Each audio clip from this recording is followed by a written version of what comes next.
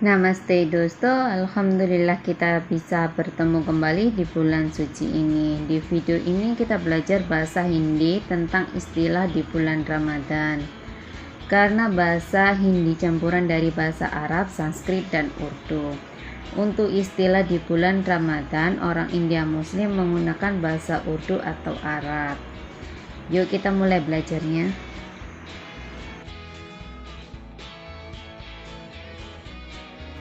Kita mulai dengan kata namas atau sholat, itu sebutan buat orang India Muslim. Sedangkan kata pratna itu sembahyang untuk orang yang non-Muslim. Jadi kata namas itu sendiri berasal dari kata Urdu. Sedangkan untuk penyebutan nama-nama sholat itu hampir sama seperti di Indonesia. Kalau subuh menggunakan kata fajar atau fajar, duhur sama duhur, asyar, maghrib, isya itu sama dengan sebutan yang digunakan di Indonesia sendiri. Sedangkan untuk kata Ramadan di sana umumnya menggunakan kata Ramzan. Untuk sahur menggunakan kata sehri, buka puasa menggunakan kata iftari, tadarus menggunakan kata tilawat, taraweh itu kalau di Indonesia di sana menggunakan kata tarawih. Dari ke berapa ini? 5 kata tersebut itu adalah kata Urdu. Sedangkan untuk kata puasa di sana menggunakan kata Urdunya itu roza, atau ada yang menyebutnya orang India itu roja. Jadi kalau nanti teman-teman ketemu dengan kata-kata antara rosa sama roja itu jangan bingung ya. Sedangkan kata frat itu adalah dari bahasa Hindi yang biasanya digunakan orang India yang non-Muslim. Sedangkan kata upavas atau upavasa itu sebenarnya dari kata puasa. Jadi kita dahulu itu ceritanya nenek moyang kita itu mengambil kata puasa itu dari bahasa Sanskrit. Dan sebenarnya saya ini tuh tentang kata upavas sama upavasa itu dikasih tahu sama teman yang ada di India. Jadi bisa menjelaskan kalau bahasa puasa itu diambil dari kata upavas sama upavasa. Next kita lanjut dengan materi selanjutnya. Ini kasih contoh ya. Besok saya puasa, Aj mera rosa hai, dalam bahasa Hindi. Hari ini saya tidak bisa puasa, Aj mera rosa nahi kar sakti. Karena saya perempuan, saya menggunakan sakti. Kalau laki-laki menggunakan kata sakta. Dan next kata berikutnya, besok saya tidak bisa tarawih denganmu. Kal mein tumhare saath tarawih nahi kar sakti. Jadi di sini saya menggunakan kata sakti itu karena saya feminim. Apa kamu sahur kemarin?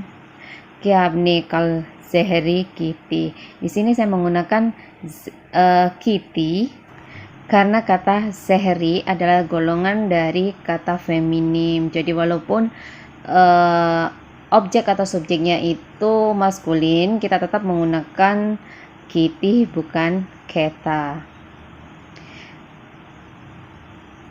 Sudah sholat itu bahasa Hindinya pehle se namas. Kamu sudah sholat atau belum? Apni namas kiti ya nehi. Bisa menggunakan namas kiti ya nehi. Jadi apni itu dihapus kalau kita bicara atau bertanya secara langsung. Kalimat tanya, kenapa tidak sholat? Ap namas kyu nehi karte. Jadi apnya itu dihapus, langsung namas kyu nehi karte itu bisa dilakukan kalau kita tanya secara langsung. Kalau ini biasanya cewek-cewek itu tiap bulan kan dapatnya gini kan. Jadi puasa enggak 30 hari. Jadi di sini itu haid atau haid itu bahasa Hindinya itu mahina. Dan kalimat ini adalah khusus para cewek-cewek atau perempuan-perempuan. Saya tidak bisa puasa karena saya sedang haid. Meroza nehi kar sakti kyunki me mahina rahi hu. Jadi karena yang mengucapnya itu pasti perempuan, kita menggunakan kata sakti sama rahi.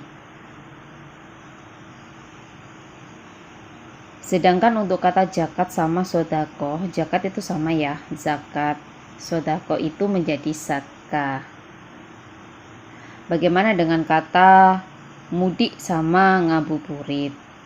Sebenarnya kata mudik dan ngabuburit itu berasal dari bahasa orang Indonesia sendiri. Kata mudik itu saya lihat dari Google. Kalau mudik itu dapat dari bahasa Jawa, itu mulih dilik. Sedangkan untuk bahasa Betawinya itu udik atau ke kampung. Dan kalau di bahasa Hindi kan itu nggak ada. Saya udah bertanya-tanya sama teman-teman India itu karena saya kurang paham ya kalau istilah-istilah ini. Jadi saya tanyakan langsung, takutnya saya buat konten yang mengada-ngada tanpa tanya-tanya atau survei dulu. Bahasa ngabuburit juga tidak ada di sana, baik India, Pakistan, Bangladesh itu tidak ada. Jadi ngabuburit itu berasal dari bahasa Sunda yang diterbitkan oleh Lembaga Bahasa dan Sastra Sunda. Saya dapat informasi ini dari Wikipedia di Google. Karena saya tanya-tanya nggak ada yang tahu, akhirnya saya buka di Google, dapat ketemunya di sini Wikipedia. Jadi saya harap teman-teman itu paham dan mengerti apa yang saya jelaskan hari ini. Saya harap video ini membantu teman-teman untuk belajar bahasa Hindi dengan baik tanpa Google Translate, dan biar tidak salah kaprah dengan bahasa Hindi yang digunakan oleh orang India sehari-hari. Terima kasih. Fir milenge.